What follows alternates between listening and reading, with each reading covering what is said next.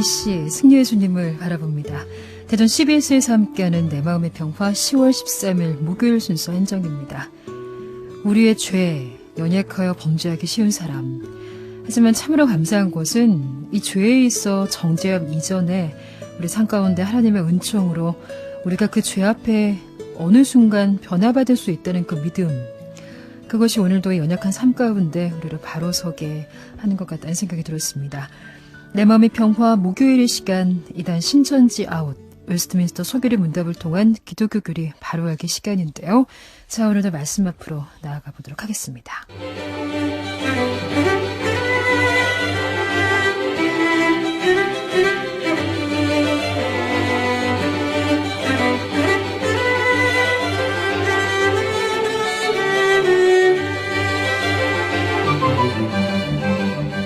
네, 목요일 시간 도움 말씀은 대전 언약교회를 섬기시는 장재춘 목사님이시죠. 인사 나누겠습니다. 목사님 어서 오세요. 네, 안녕하세요.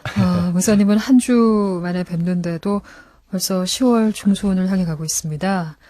시간이 참 빠르죠. 예, 시간 정말 빠릅니다. 정말 살가 같다는 성경 말씀이 틀리지 않았습니다. 그렇군요. 저희가 이 가을에 이제 풍성하던 말씀 앞으로 나아가 볼 텐데, 지난 시간에요. 우리가 이제 죄에 대해 다루었어요. 피해갈 수 없는 그런 또 주제이기도 합니다. 저는 그런 생각이 들었어요. 오늘 방송 준비를 하면서 우리가 보낸 그 일상 가운데 죄에 대한 유혹의 마음들이 참 많았을 것 같다라는 생각이 들고, 저도 개인적으로 지난 한 주에 좀 우리 일상은 어떠했는지 좀 돌아보는 시간 가져도 좋을 것 같아요. 네, 저도 지난 주간에 이 방송을 하고 또 방송을 또 한 번 더 듣거든요. 더 듣는데 각인되시겠어요? 예, 맞습니다. 그래서 죄에 대해서 좀 생각하는 한 주였는데 네. 죄의 본질은 지난 시간 살펴본 대로 어떤 악마스러운 범죄라기보다는 우리 마음에 하나님 같이 되려는 욕구, 자신의 그 의지가 죄의 본질인데, 이런 걸 보면서 야, 참 내 안에 여전히 죄가 많이 남아 있구나. 더욱 하나님을 의지해야 되겠구나라는 것들을 많이 생각하는 또 한 주였습니다. 예. 아유, 목사님께서 그렇게 말씀하시니까 네, 성도인 저희도 더 마음을 다잡게 됩니다. 자, 오늘 배울 소교리는 죄의 전가와 죄의 비참입니다. 무언가 이제 연계성이 있는 듯한 느낌인데요. 죄의 전가와 비참을 소교리에서 어떻게 고백하는지 항상 저희가 먼저 이렇게 짚어보잖아요. 그렇죠? 예, 맞습니다. 예. 네. 죄의 전가와 비참은 우리가 작정할 때 살펴본 대로 좀 저희들이 좀 성경을 따라서만 이해하는 아주 중요한 또 교리인데, 네. 오늘 소교리에서 먼저 제가 말씀드리고 죄가 어떻게 아담이 지은 죄가 또 우리에게 전가되는지에 대해서 또 말씀드리겠습니다. 먼저 네. 16문에 보시면 모든 인류가 아담의 첫 범죄로 타락하였습니까? 라고 질문하고 답은 아담과 맺은 언약은 아담 자신뿐만 아니라 그의 후손도 위한 것이므로 보통 생육법으로 아담에게서 난 모든 인류는 그 첫 범죄로 아담 안에서 범죄하였고 그와 함께 타락하였습니다. 라고 고백합니다. 그리고 17문에서는 그 타락은 인류를 어떤 상태에 빠지게 했습니까? 그 타락은 인류를 죄와 비참의 상태에 빠지게 했습니다. 비참함이군요. 예, 비참함입니다. 고백하고요. 18문에서는 사람이 타락하게 된 상태의 죄성은 어떻게 나타납니까? 답은요. 사람이 타락한 상태의 죄성은 아담의 첫 범죄의 죄책과 원래 의의 결핍과 그 본성 전체가 부패한 것, 이것을 원죄라고 부르는데요. 이 원죄로부터 나오는 모든 자범죄를 나타냅니다. 라고 고백하고요.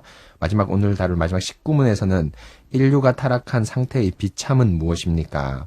타락으로 말미암아 모든 인류는 하나님의 교제를 상실했으며 그분의 진노와 저주 아래 있으며 그 결과 현세의 모든 비참과 죽음과 영원한 지옥 형벌을 받게 되었습니다. 라고 이렇게 죄와 비참을 16문, 17문, 18문, 19문에서 고백하고 있습니다. 하나님의 교제를 상실했다라는 문구가 좀 마음에 와닿습니다. 우리가 죄의 전가와 비참함이라는 주제로 오늘도 저희가 이제 말씀에 근거해서 이제 좀 묵상을 해보게 되는데, 때로는 우리가 그런 생각 모두 드네요. 죄에 대해서 너무 많은 것들을 그곳에 이렇게 너무 얽매여서 네, 맞습니다. 이 하나님과의 교제를 상실했다 이 말을 들으니까 우린 또 일상 가운데도 수많은 관계 속에 있잖아요. 네, 맞습니다. 또 그러한 관계 속에서 좀 피해야 될 죄 속에 또 얽매이다가 정작 하나님과의 관계에 대해서는 너무나 멀리하는 네. 그런 시간들도 있는 것 같아요. 그렇죠? 네, 맞습니다. 예. 가장 중요한 것이 하나님과의 관계가 바로 할 때 저희가 대인 관계도 바로 설 수 있는데 저희가 자칫 하나님 관계를 소홀히 하다 보면 이제 이 대인 관계에 집중을 하고 또 사람들 관계에 집중하지만 하나님 관계 소홀히 하는 것이 아주 많죠. 그러나 이제 가만히 살펴보면은 사람과의 사람 관계에서 문제가 생길 때 가만히 살펴보면은 크리스찬인 기독교인 저의 입장에서 보면은 제가 사랑이 부족해서 대인관계에 문제가 있지 않나 이런 생각이 종종 많이 들 때가 있습니다. 그래서 나에게로. 그래서 하나님 관계가 우선하고 그 사랑과 언약이 회복될 때 바로 대인 관계에서도 화평하고 또 아름다운 관계가 유지되는 것 같습니다. 좋습니다. 자, 목사님께서 그 전가라고 이제 말한 부분은 소개를 16문에서 이제 고백한 대로 아담의 지은 죄가 이제 후손들에게 유전이 돼서 모든 인류도 이제 역시 그 원죄를 타고난 주인이 된다라는 이제 말씀인데 사실은 이 많은 사람들이 과연 이 부분을 어떻게 이해할까? 예, 맞습니다. 그것이 좀 관건인 것 같아요. 예, 사실은 이 정가라는 교리를 저도 처음에 배울 때 예를 들면 북한에 있는 연자제가 아닌가? 이런 생각이 들 정도로 너무 불공평한 어떤 성경 말씀이고 교리라고 생각이 되었습니다. 그런데 이제 이것은 저번에 우리가 삼위일체나 작정 같은 교리를 살펴본 것처럼, 개인의 책임을 강조하고 개인의 어떤 권한을 강조한, 현대 사회라든지 사람한테는 아주 익숙하지 않은 교리라고 할 수 있습니다. 그런데 실제로 성경에서는 이것을 명확하게 말하고 있거든요. 정가교리의 핵심은 바로 뭐냐면은 아담이 지은 죄 때문에 우리가 그 원죄의 죄성을 받아서 우리 역시 자기 의지와 상관없이 태어날 때부터 죄인으로 태어난다는 아주 쉽게 말하면 좀 어떻게 보면은 비참한 교리고 또 우리 입장에서는 좀 불공평한 교리라고 할 수 있는데 이렇게 소위 말하면 인간적으로 생각할 때 불공평한 교리지만 이렇게 얘기하는 이유가 성경에서 이것을 분명히 말씀하기 때문입니다. 예를 들면 대표적으로 로마서 5장 12절에 보시면 이런 말씀이 있거든요. 그러므로 한 사람으로 말미암아 죄가 세상에 들어오고 죄로 말미암아 사망이 들어왔나니 이와 같이 모든 사람이 죄를 지었으므로 사망이 모든 사람에게 이르렀느니라 라고 바울 선생님께서 분명히 말씀해 주셨습니다. 이거 가만히 보면은 한 사람이라 얘기했는데 이 한 사람이 아담을 얘기합니다. 그렇죠. 아담 한 사람으로 말미암아 죄가 세상에 들어왔다고 얘기합니다. 이 죄성을 저희가 이어받은 거거든요. 네. 전가된 겁니다. 유전받은 겁니다.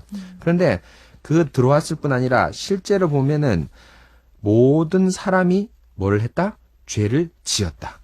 라고 성경에서 분명히 말씀하고 그 죄의 결과로 사망이라고 또 분명히 말씀하고 있습니다. 그래서 이것뿐 아니라 고린도전서 15장 22절에 보면 아담 안에서 모든 사람들이 죽은 것 같이라고 하면서 아담에서 아담만 죽었다고 말씀하지 않고 모든 사람이 죽었다고 명확하게 말씀하고 있습니다. 그래서 여러분 이런 말씀들을 우리 인간 이성으로 이해가 되지 않지만 저희는 말씀이 얘기하시는 것을 믿는 것이 신앙 아닙니까? 아직 성취가 되지 않았지만 작정 자체에 성취가 포함되어 있는 것처럼 그런 것처럼 이것을 믿으셔야 됩니다. 실제로 이렇게 성경 말씀뿐 아니라 경험적으로도 이해되는 부분이 좀 있습니다. 왜냐하면 우리 아나니스님도 그렇고 저도 그렇고 아이를 키우고 있는데 한 번도 죄에 대한 건 나쁜 것을 가르치지 않았는데 조금 귀여워서 그렇지 얼마나 이기적인 모습들이 많이 나타납니까? 그렇지 않습니까? 맞습니다. 어른들이나 저희들은 그걸 숨길 수 있죠. 이기적 모습을 교묘하게 숨기고 또 아주 똑똑하신 분들은 법과 이런 어떤 것을 피해가면서 변호사 써가면서까지 그런 것을 숨길 수 있지만 단지 아이들은 그 사실을 숨기지 못할 뿐입니다. 아직 순진하고 또 세상 물정을 잘 모르기 때문이죠. 그러나 가만히 보면 양보하기 싫어하고 자기 이익 중심적이고 아침에 올 때 저희 아이하고 또 되게 싸우고 왔거든요. 싸우고 왔는데 그 이기심의 발동이 이제 사실 저의 이기심도 있고 또 우리 아이의 이기심도 있는데 이런 발동 때문에 왔는데 바로 이겁니다. 그런데 여기서 한 가지 참 중요한 것이 왜 하나님께서 아담이 지은 죄를 우리 인류에게 전가시키냐? 이것이 참 쉽지 않은 질문인데요. 성경에서도 이것도 명확히 얘기합니다. 왜냐하면은 언약이라는 것입니다. 우리가 지난 시간에 살펴본 대로 창조 때 살펴본 대로 하나님께서 사람을 만드신 가장 큰 목적은 사람 자체가 아니라 언약 안에 있는 사람이지 않습니까? 네. 그런데 이제 언약은 하나님과 이렇게 관계를 맺는 것인데요. 그 관계를 맺을 때 하나님께서 아담 혼자만 맺은 것이 아니라 아담과 그 인류의 모든 사람하고 같이 맺은 겁니다. 아담 뱃속에 있는. 그래서 소결이 문답 16문에 보시면은 아담과 맺은 언약은 아담 자신뿐 아니라 그의 후손을 위한 것이므로라고 또 얘기를 하고 있습니다. 네. 그래서 이것을 조금 이제 신학적인 용어로 대표성의 원리라고 얘기하거든요. 마치 정말 쉽게 표현하면은 집안의 가장이 직장이나 사업에 타격을 입으면 가족 전체가 어떻게 되죠? 흔들리지 않습니까? 네. 큰 곤란에 빠지는 것처럼 이 부분에서 아담의 범죄 때문에 모든 인류가 그 죄의 본성을 받고 실제로 그 본성 때문에 보면은 이런 모든 어떤 그 죄들을 그대로 지으면서 인류가 이 죄의 어떤 노예, 그리고 그 죄의 전가를 받아서 하나님의 엄청난 진노를 받게 되는 그런 비참함에 떨어지게 되는 겁니다. 그래서 언약의 대표성 때문에 저희가 죄의 전가를 받는다고 성경에서는 정확히 얘기하고 있습니다. 목사님께서 로마서 5장 12절 말씀을 이제 하나하나 아주 구체적으로 이제 설명을 해주셨는데 답이 있지 않습니까? 성경이에요. 예, 맞습니다. 근데 이제 성경에 문제는 답이 뭐냐 하면 이제 이단 신천지는 이 같은 말씀을 보는데도 이제 틀리게 해석하는 게 문제잖아요. 예, 맞습니다. 예. 다른 것도 아닌데요. 틀린 거죠. 예, 틀린 겁니다. 예. 이게 좀 중요합니다. 저희가. 그래서 사실은 저희가 이거를 오늘 로마서 5장 12절, 고린도전서 15장 22절 이 두 군데만 봤지만 실제로 소개를 문답이 책이나 교리 책 보면 여러 구절이 있습니다. 그리고 처음 공부할 때처럼 토타 스크립투라 전체 성경을 얘기하는 겁니다. 그래서 이단들은 사실은 자기 생각을 얘기하기 위해서 하나를 하나는 희생시키는 경우가 있습니다. 근데 이것은 아주 정통적이지 않고 바르지 않고 심지어는 하나님의 복음에서 떠나는 이단이 되는 거죠. 그래서 성경 전체를 균형 있게 특별히 우리 신앙의 선배들이 이 교리 문답이나 이런 문답집에서 성경 전체를 고려해서 이런 결론을 내리고 또 교리를 만드는 것은 아주 합당하고 실제로 이 소교리 문답은 한 400년 또 우리가 고백하는 뭐 하이델베르크나 이런 요리 문답은 한 500년 정도가 됐는데 이 400년, 500년 지났어도 이 교리 문답 자체에 거의 틀린 것이 없는 물론 뭐 사람이 만들었기 때문에 오류가 있긴 하지만 거의 틀린 것이 없을 정도로 확실한 성경의 진리를 잘 담고 있습니다.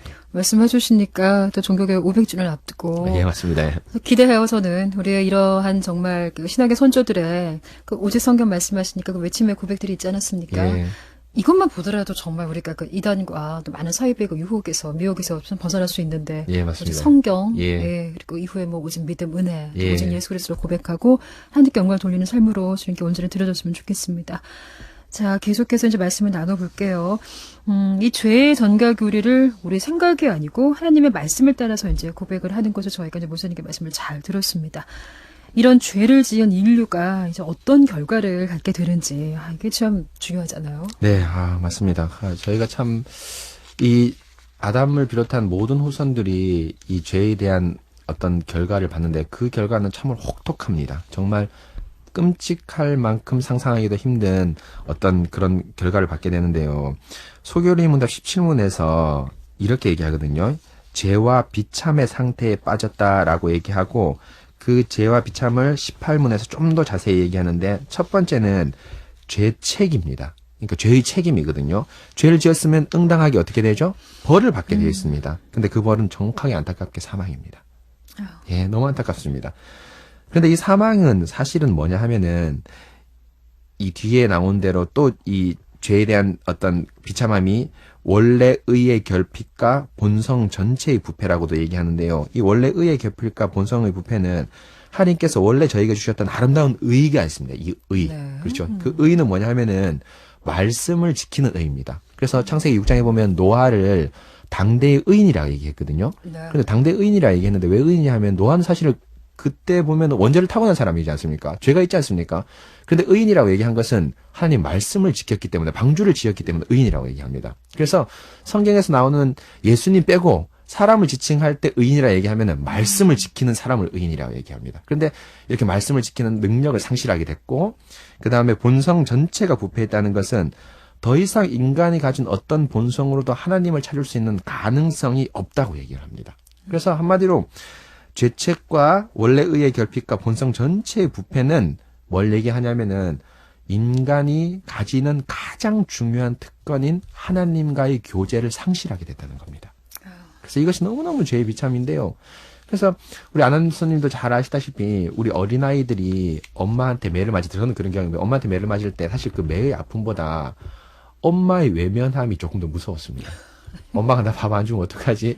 엄마가 나를 이렇게 하면 어떡하지? 하면서 그 사랑스러운 엄마의 품을 떠나는 게 너무 마음이 아팠는데 사실은 저희는 죄가 있을 때는 몰랐지만은 지금 예수님을 믿고 돌아와 보니까 느끼는 것이 만약에 예수님이 우리를 쫓아내신다면 어떻게 해? 정말 이건 있어서는 안 될 일이구나. 이런 생각이 너무너무 드는 거예요. 그래서 교회를 지금 뭐 안하신분들도 저렇게 열심히 다니지 않습니까? 하나님 품인 교회라고 할 수 있는데 거의 열심히 다니고 있는데 이제는 오히려 저희가 교회에게 사정해서 교회를 제대로 다닐 수 있도록 하나님 은혜를 주십시오라고 더 하나님의 은혜를 사모하게 되는 것 같습니다. 그래서 이 교제라는 것을 상실하는 것은 안 믿는 사람에게는 아무것도 아닐 수도 있습니다. 그러나 믿는 저희들에게는 이것이 얼마나 아름다운지, 얼마나 소중한지 모릅니다. 그래서 이런 교제를 상실하게 되고 또 이제 소개름대 18문을 보시면은 그 교제 상실이 또 하나의 방편이 자범죄로 나타납니다. 자범죄가 뭐냐면은 하나님을 싫어하는 자기의 본성이 뭘로 드러나게 되냐면은 살인, 음란, 간음, 탐욕, 도둑질, 살인 이런 모든 죄로 드러나게 되는 거죠. 그런데 그 나중에 우리 10계명이 있거든요. 소요일에 10계명 살펴보면은 그 모든 제 이면에 보면은 살인하고 간음하고 도둑질하고 탐심을 품는 이면에 뭡니까? 자기의 본성이 숨어 있습니다. 자기 것을 탐욕하기 위해서 자기의 의지를 주장하기 위해서 남에게 해코지를 하고 자기가 가져오지 말아야 될 걸 가져오기도 하고 남에게 싫은 소리를 하는 거죠. 이 마음을 우리가 일상 가운데 많이 막 느끼지 않습니까? 예, 맞습니다. 그래서 저희들은 이제 일반적으로 윤리라고 얘기하면은 이런 어떤 겉에 있는 것만 처방을 합니다. 그러니까 예를 들면 뭐 요즘 성적인 범죄가 많지 않습니까? 이 성적인 범죄를 위해서 뭐 전자 발찌를 한다든지 또 사람들에게 정신교육을 시킨다든지 이런 걸 하는데 실제로 하나님 말씀하는 저희들을 보면은 그 음란이란 이면에 자신의 욕구 충동이 있습니다. 맞습니다. 정말 욕구 충동이 있습니다. 그래서 사실 거짓말도 욕구 충동이 있지 않습니까? 자기를 이익되게 하려는 자기 중심에. 그래서 사실은 어떤 그런 사회에서 하는 윤리적인 것들이 소극적인 면에서 죄를 방지할 수는 있습니다. 그러나 근본적으로 어떻게 하냐 하면 말씀으로 이것을 치료받고 말씀으로 새롭게 되지 않으면은 이 죄는 다시는 이 죄를 해결할 수 없습니다. 그래서 한 가지 교회사 역사에 보면 재미있는 게 있는데 그 아주 유명한 그 성자가 있었는데 성자가 자기가 그 너무너무 이 여자에 대한 유혹이 좀 심한 거예요. 그래서 사막으로 갔습니다. 사막으로 갔는데 거기서 생각나는 거예요. 근데 로마에서 로마 유희들이 춤추는 게 생각나는 거예요. 그래서 그럴 때 안 될 때는 그 가시밭, 이 장미꽃 같은 가시밭에다가 자기 몸을 뒹굴었습니다. 진짜 뒹굴었습니다. 그런데도 생각이 나는 거예요. 그래서 이 수도사가 생각하기를, 이 성자가 생각하기를, 이것은 단순하게 외적으로 어떤 걸 제어하고 눈앞을 가린다고 해결되는 것이 아니라 디모데 전서 4장 말씀에 이런 말씀이 있습니다. 하나님의 말씀과 기도로 거룩하여짐이라. 결국에는 말씀과 기도로 우리 안에 있는 깊은 어떤 그런 죄들을 이길 수 있는 것이지 인간의 의지로는 소극적인 면에서 한계를 지을 뿐이지 실제로는 죄의 어떤 깊은 것을 해결하지 못합니다. 그래서 하나님 말씀으로만 죄를 해결할 수 있습니다. 우리가 이 진노를 피하기 위해서 좀 어떤 자세로 나가야 될까요, 목사님? 예. 제가 금방 얘기한 대로 가장 중요한 것은 그리스도를 만나는 것입니다. 예수님을 만나는 것인데 여기서 만나는 것을 방법적인 면에서 아주 중요한데요. 이단들의 특징은 성경에서 말씀하는 방법이 아니라 자기의 방법을 취급해서 자기의 방법대로 하나님을 만나려고 합니다. 대표적으로 교주들이 자기가 하나님이라고 얘기하고 하나님의 방법이 아닌데도 불구하고 그런 방법을 얘기하지 않습니까? 그런데 성경은 명확합니다. 바로 교회를 통해 주시는 말씀, 성례, 기도라는 이 세 가지 은혜의 방편을 통해서 우리가 하나님을 만날 수 있다고 얘기합니다. 소교리 문답에서 나중에 뒷부분에 나옵니다. 그러니까 하나님께서 통상적으로 우리에게 주시는 은혜의 방편은 무엇입니까? 말씀과 성례와 기도입니다. 근데 이 말씀, 성례, 기도인데 성례는 세례와 성찬이지 않습니까? 말씀, 세례, 성찬, 기도인데 이 세 가지가 온전히 바르게 집행되는 것은 바른 정통교회입니다. 그래서 이단들은 교주들이 자기가 통로가 되고 또 이단들을 보면은 이 세 가지를 자기 마음대로 변개시킵니다. 복음을 설교할 때 자기 얘기를 하거든요. 사실 이 복음은 누굴 얘기해야 됩니까? 그리스도를 얘기해야 됩니다.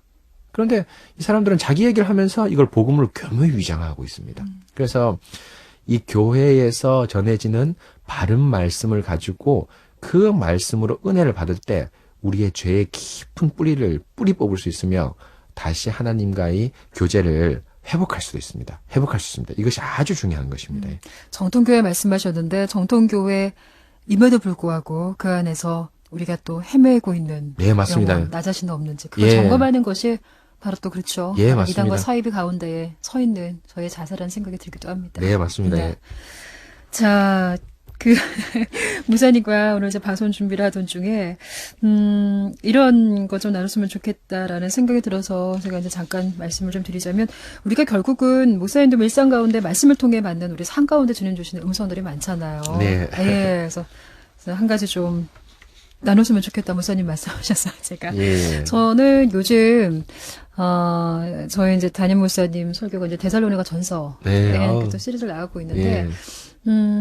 그 본질의 이제 데살로니가에 전한 그 복음에 대해서 제가 이제 말씀을 듣던 중에 저는 최근에 이제 일상에 하나님을 만난다는 것이 과연 그 말씀대로 살아가는 것이 무엇일까에 굉장히 많은 관심이 있거든요. 예. 그래서 데살로니가에 전해진 복음이라면 그렇다면 나의 삶 가운데 예. 내가 지금 확장해야 할 복음이 무엇인가에 예. 좀 집중하게 됐고요. 예.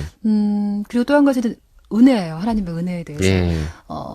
하나님께서는 정말 사람을 통해서 네. 또 우리가 하나님의 은혜를 경험케 하는 그 순간들을 주시는 거예요. 네, 맞습니다. 그래서 이런 것들을 보면서, 말씀 앞에 하나님이 정말 나의 일상을 돌아보게 하시고, 깨어있게 하시고, 그래서 우리가 일상 가운데 저도, 방송뿐만 아니라 제가 속해 있는 모든 곳에서, 정말 복음 확장을 위해서 어떻게 나아가야 되는가. 네, 맞습니다. 예. 아유. 그걸 좀 바라보게 되는 것 같더라고요. 네, 아주 귀한 말씀을 그렇습니다. 잘 들으셨고요. 그렇습니다. 왜냐하면 진짜 저희가 이런 아나운서님도 그런 말씀을 통해서 복음을 단순하게 교회 혹은 가정뿐 아니라 우리 삶 전체에 확장시키는 조금 어려운 얘기를 하면은 하나님의 주권을 온 우주에. 아멘. 맞습니다. 예. 아멘. 주권이 하나님 온 우주의 하나님이신데 우리 가정과 또 교회뿐 아니라 우리의 모든 사회에서 그런 주권을 발휘해야 되는데 이렇게 참 중요한 것이 아나운서님 얘기한 대로 바른 복음이 선포되고 정통 교리가 있기 때문에 그런 정말 진실하고 실천적인 바른 면이 나오는 겁니다. 그래서 제가 한 가지